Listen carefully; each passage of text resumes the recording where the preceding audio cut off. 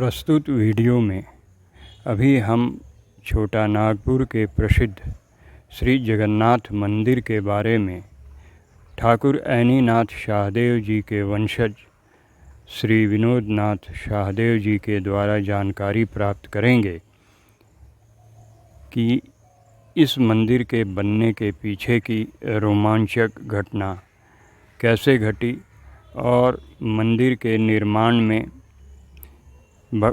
प्रभु श्री जगन्नाथ जी की अंतःप्रेरणा ने किस प्रकार से कार्य किया, जिससे कि झारखंड के सुदूर गांव में स्थित लोग भी श्री भगवान जगन्नाथ जी के दर्शन कर पुण्य की प्राप्ति कर सकें। आशा है आपको यह वीडियो काफ़ी पसंद आएगा और झारखंड से जुड़ी कुछ ऐतिहासिक जानकारियां भी आपको प्राप्त होंगी। अभी मैं छोटा नागपुर बड़कागढ़ के प्रतापी राजा ठाकुर श्री ऐनीनाथ शाहदेव के वंशज श्री लाल विनोद नाथ शाहदेव जी के साथ बैठा हूँ और जगन्नाथपुर मंदिर की ऐतिहासिकता के विषय में इनसे जानकारी प्राप्त करने की कोशिश कर रहा हूँ। विनोद बाबू, अपने से हमारा पहला प्रश्न यह होगी कि ठाकुर ऐनीनाथ शाहदेव जी के जगन्नाथपुर मंदिर में, जगन्नाथपुर धाम में यहाँ भगवान कर मंदिर बनावे के प्रेरणा कैसे मिलक, तनी कुनी के बतावे कष्ट करल जाए। ठाकुर ऐनीनाथ शाहदेव वर्तमान महाराजा राम साय कर चौथा पुत्र रहे। उन्होंने 4 भाई रहे, जेकर सबसे छोट ठाकुर ऐनीनाथ शाहदेव रहे। उस समय छोटा नागपुर का राजधानी पालकोटगढ़ में रहे।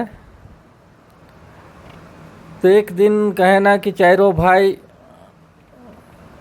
आपस में बैठल रहे तो विचार होलक कि हमरे के कहीं तीर्थ करे जाए के चाहिए।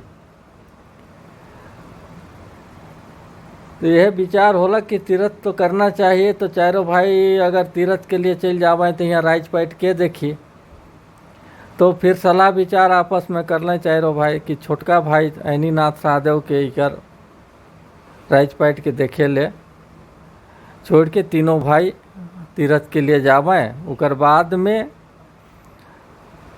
हमरे आवब, तब ऐनीनाथ शाहदेव फिर तीर्थ के लिए जावें। तो यह सब विचार करके तीनों भाई तीर्थ के लिए चल गए। तो एक दिन ऐनीनाथ शाहदेव के रात के सुनीला, जैसन हमरे कर पूर्वज मने बतात रहे, परिवार में सलाह होत रहा, इतिहास भी बताया कि ये 1691 ईस्वी के समय कर बात है। ठाकुर ऐनीनाथ शाहदेव सुतल रहे तो उनके भगवान का जगन्नाथ का स्वप्न होलक कि तो हमके अपन राज्य में स्थापित कर हमर ले एक अच्छा एक मंदिर बनवाओ। ऐसा स्वप्न उनके 2-3 बार आलक सुने, जैसन बताए ना। तो ऐनीनाथ शाहदेव के बुझाला कि नहीं, हमके भी भगवान कहता है कि यहाँ मंदिर बना ले, तो हम क्या करी। तो वो अपन जे भी रहे आदमी मन के, राजा तो रहें, तो वो अपन आदमी उनके भेजना कि कहाँ मंदिर बनाल जाए। उनकर विचार मन में आए गलक कि मंदिर का हमके बनाए के चाहिए। तो खोजते हुए ये जगन्नाथपुर जे आज वर्तमान में मंदिर है, ये एक पहाड़ी रहे, पहाड़ी टीला। तो इकर में उनके बहुत अच्छा जगह लागला कि के चयन कर लें इके, और यहाँ मंदिर कर निर्माण के करवा लें। ये 1691 ईस्वी के आसपास ये मंदिर बन के तैयार हो गलक। और उकर बाद में जब तीनों भाई घूर के तीर्थ करके आल कुछ साल समय कर बाद, तो ऐनीनाथ साधो कर अपन राज्य कर हिसाब किताब मांगलें। तो मांगलें तो ऐनीनाथ साधो बतालें कि अपन सारा हिसाब बता दिले कि हम तो मंदिर के बनाए दिले, राज कर जे कोष रहे वो तो सब खाली हो गए।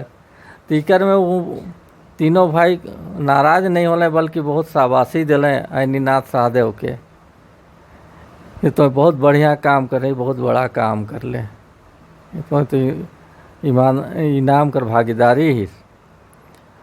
अब तो जा भगवान कर विग्रह के वहाँ से लान और यहाँ स्थापित कर।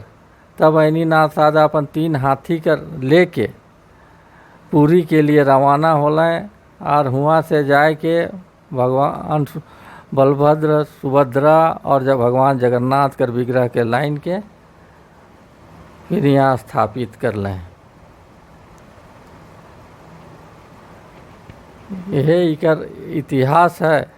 और यहाँ जहाँ तक है कि उसी समय से पूरी की तरह ही यहाँ का यहाँ भी वहाँ सारा परंपरा के शुरू कर लें, पूजा पाठ जे भी पूरी के तरह ही यहाँ होलक। हर आषाढ़ द्वितीया के यहाँ पूरी की तरह यहाँ रथ यात्रा भी शुरू करल गेलक, जे आज तक चलते आवत है। एक शॉट कर दूँगा।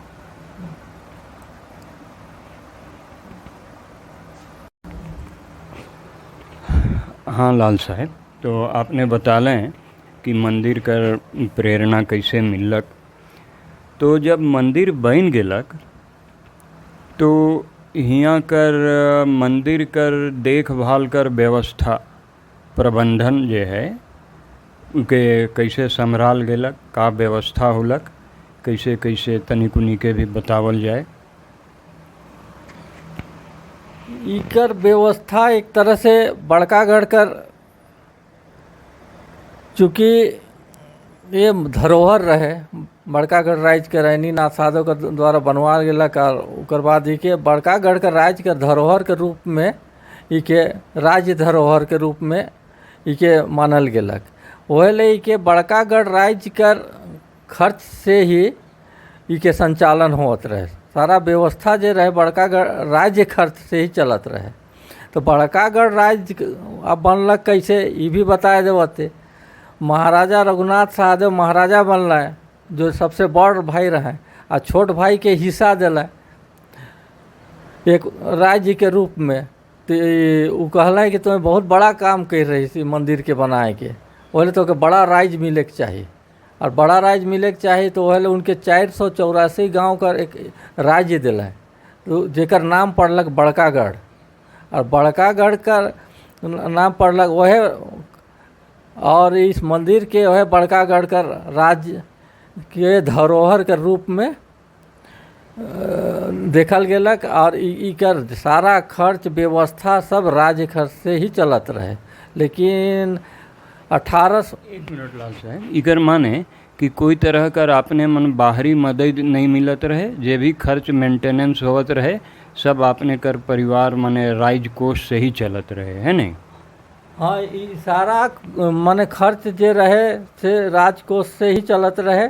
लेकिन यहाँ जे भी यात्री आवत रहे पूजा पाठ करे ले, जे भी चढ़ावा करते रहे तो मंदिर कर इमें जात रहे, होत रहे। और बाकी जितना राज्य खर्च, जितना राग भोग व्यवस्था जे भी रहे, नौकराना सब यहाँ कर व्यवस्था जे सब कुछ रहे माने राज्य खर्च से। हाँ, आपने कर कहे के माने ये है कि भक्त मन जे चढ़ावा चढ़ात रहें वो तो मंदिर खर्च में समायोजित होइए जाते रहे। लेकिन मुख्य रूप से आपने कर घर से ही, आपने कर परिवार से ही सारा मेंटेनेंस खर्च बर्च होत रहे। आपने जे बताने बड़कागढ़ नाम जे पड़लक,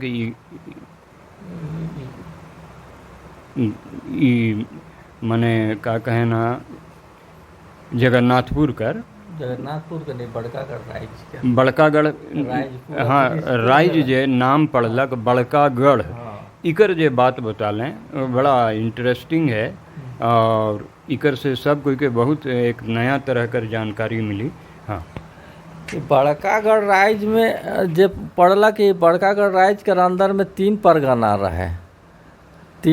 परगना मिल पहले परगना व्यवस्था रहे तो परगना ई में बांटल जाए रहे, जेकर में 3 परगना रहे, उदयपुर, सीरी परगना और लेस्की परगना। ये तीनों मने बड़कागढ़ के मिल रहे है परगना। और ये बड़कागढ़ कर व्यवस्था माने जे खर्च माने आय जे रहे, इनकम राजकोष जे बन रहे, सेकरे से ही मंदिर का संचालन होत रहे। यहाँ के सारा व्यवस्था नौकराना जे भी रहे उनके भूमि आवंटन करल जा रहे, सब कुछ करल जा रहे और उकरे से व्यवस्था के चलाल जात रहे। और ये 1857 तक ही मन इस तरह कर व्यवस्था चल लग राजकोष से। अच्छा, आपने 1857 कर जिक्र कर लें तो हमके याद आलक, माने याद तो रहबे करेला, माने ये ठाकुर विश्वनाथ प्रताप शाहदेव ये माने आपने कर पराजा हम 5वां पीढ़ी में ये ठाकुर विश्वनाथ प्रताप शाहदेव कर 5वीं पीढ़ी हैं, लाल विनोद नाथ शाहदेव। और ठाकुर विश्वनाथ प्रताप शाहदेव वही हैं जिन्हें अंग्रेज़ों ने फांसी की सज़ा दी थी 1858 ईस्वी में। रांची जिला स्कूल के पास में ही एक विशाल वृक्ष था, उस वृक्ष के ऊपर में। तो मैं उन्हीं के वंशज के साथ अभी बैठा हूँ। ये बहुत ही खुशी की बात है कि मैं एक ऐसे परिवार में अभी बैठा हूँ जहाँ धार्मिकता के साथ साथ आज़ादी के आंदोलन में भी आज़ाद होने की अदम्य इच्छा ने अंग्रेज़ों के प्रति विद्रोह का झंडा बुलंद किया ठाकुर विश्वनाथ प्रताप शाहदेव ने।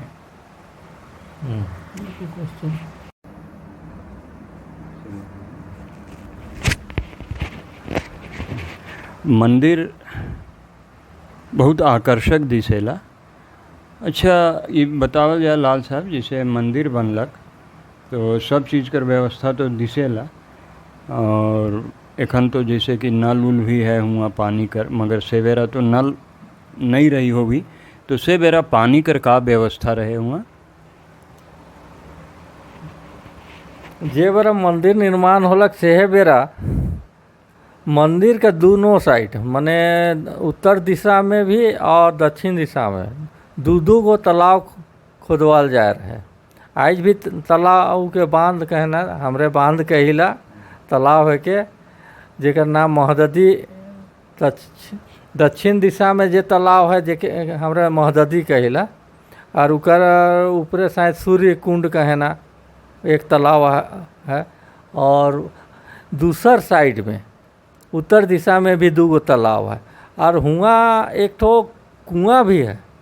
एखन वो कुआं जे है वो एखन वो कुआं जे है अब तो का जान कैसन है, वो सब हुए से पानी आवत रहे, और वो भी शुद्ध रूप से पंडित जी या वहाँ कर जे मंदिर कर में काम करे वाला मने रहे, उन्हें नहाए धोए के गीला कपड़ा में घड़ा में पानी ले के आवत रहे, तब मंदिर में जाके भोग बनत रहे। अब तो समय बदल गया, व्यवस्था में अब नल उल सब कुछ आ जाए, लेकिन उस समय का जो व्यवस्था रहे हुए तालाब, आदमी आवत रहे, यात्री आवत रहे पूजा पाठ करे ले, तो तालाब में नहाए धोए के फिर मंदिर जात रहे, हुए पूजा पाठ करत रहे और भोग उग बनाए ले।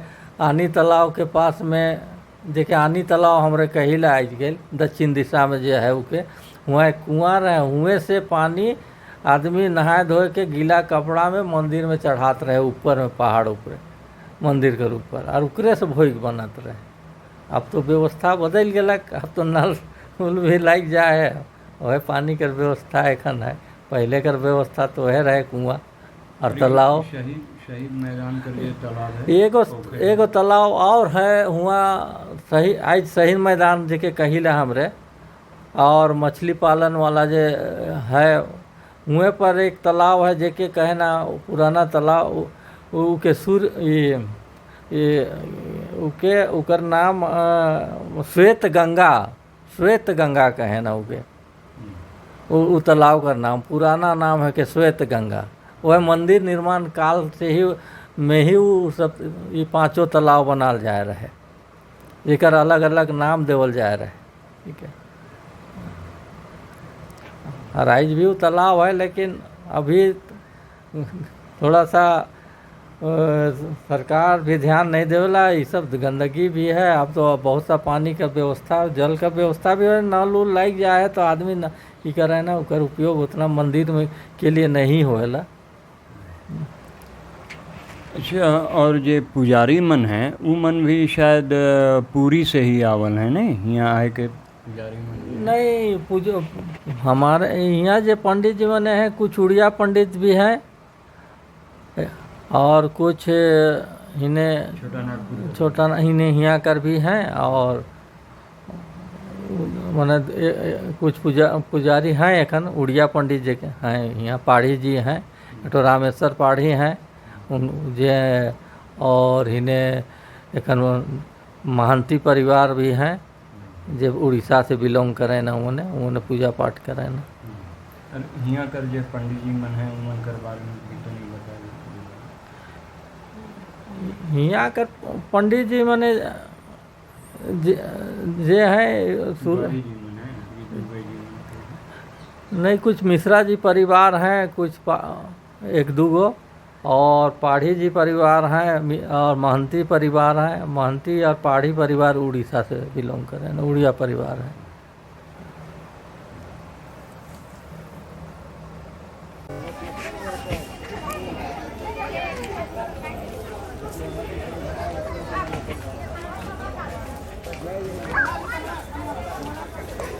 वीडियो स्टार्ट है। हाँ।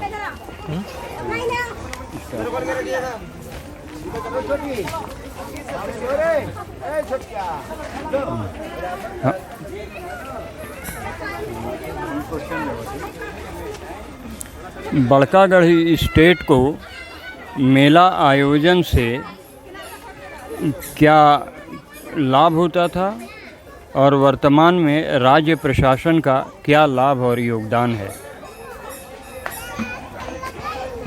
मेला से बड़कागढ़ स्टेट को कोई लाभ नहीं होता था, क्योंकि मेला जो था, जो शुरू से ही स्थापना काल से जो मेला लगता था, उसमें इस मेला को टैक्स फ्री किया गया। राज्य बड़कागढ़ राज्य की ओर से किसी प्रकार का भी टैक्स नहीं लिया जाता था, इसलिए मेला से बड़कागढ़ राज्य को कोई फ़ायदा नहीं होता था। यह एक सांस्कृतिक मेला था और एक फ्री मेला था, इसमें किसी प्रकार का टैक्स नहीं लगता था। तो क्या वर्तमान समय में राज्य सरकार या मेले से किसी अन्य प्रकार का टैक्स लिया जाता है क्या? अभी तो वर्तमान में 332 साल के बाद में 2023 का मेला में इस मेले को में टैक्स लगाया गया, जो कि नहीं होना चाहिए था, उचित नहीं था, लेकिन फिर भी इस मेला में टैक्स लगाया गया उपायुक्त के आदेश से।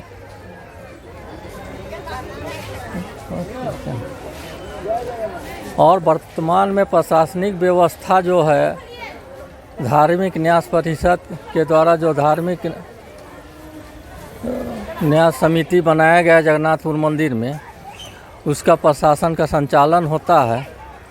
और धार्मिक जो व्यवस्था है, उसमें जो परंपरागत व्यवस्था है, उसमें हम लोग राज परिवार की ओर से जो अपना धार्मिक परंपरा को निभा रहे हैं, जो आगे भी शक्ति अनुसार अपना इस परंपरा को निभाते ही रहेंगे आगे।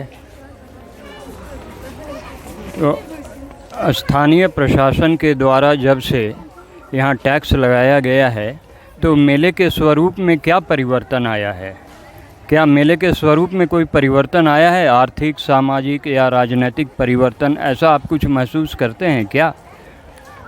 हाँ, महसूस तो कर रहे हैं। जिस तरह का मेला में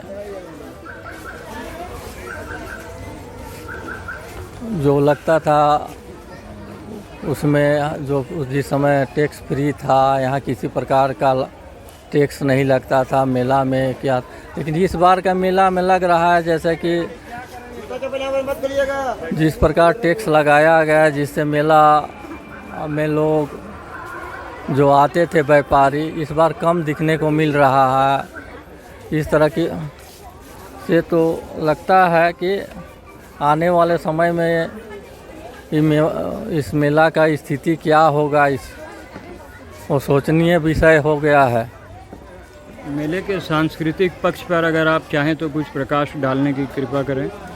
देखिए, मेला जो था, ये बड़कागढ़ का मेला सिर्फ धार्मिक मेला नहीं था, एक सांस्कृतिक, सामाजिक और ऐतिहासिक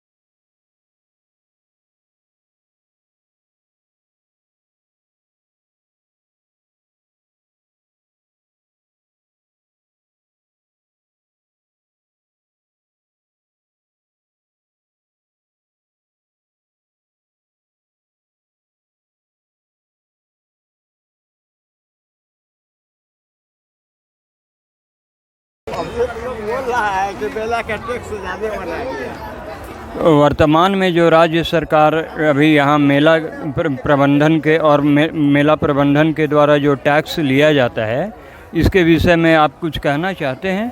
जैसे उसका प्रभाव, सामाजिक प्रभाव या आर्थिक प्रभाव या जो कुछ भी।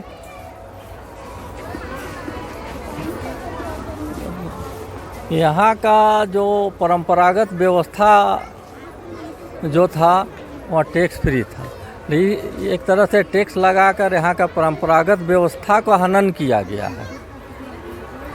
यही कारण है कि रथ यात्रा मेला में जो टैक्स लगाया गया 332 साल के बाद में लगाया गया। इससे पहले 1934-35 में अंग्रेज के द्वारा टैक्स लगाने का कोशिश किया गया था, लेकिन मेरे परदादी ठकुराइन साहब राजमाता जो थी वो इसका विरोध में खड़ी हो गई, अनशन में बैठ गई। तो पूरा मेला और मेला में आए व्यापारी उनका समर्थन किया, जिसके कारण से कमिश्नर को ये टैक्स वापस लेना पड़ा। लेकिन फिर उसके बाद 2023 के मेला में फिर से इस पर टैक्स लगाया गया, जो कि ये परंपरा का एकदम पूरी तरह हनन है। और यही कारण है कि मेला में अपना स्वाभाविकता जो है, मेला पिछले साल की अपेक्षा इस साल और ज़्यादा ह्रास हुआ है और अपना स्वाभाविकता को का गिरावट हुआ है इस मेला का।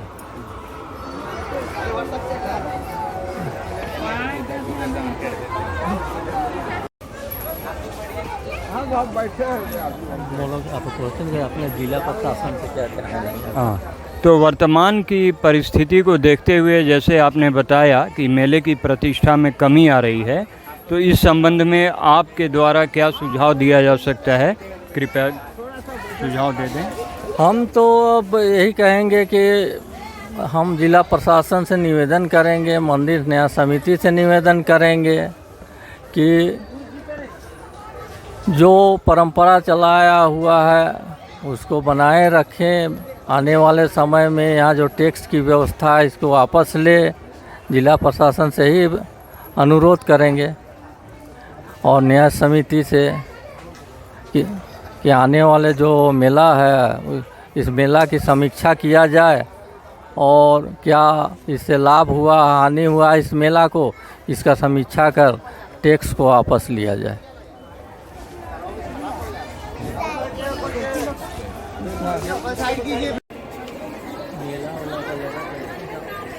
चलते चलते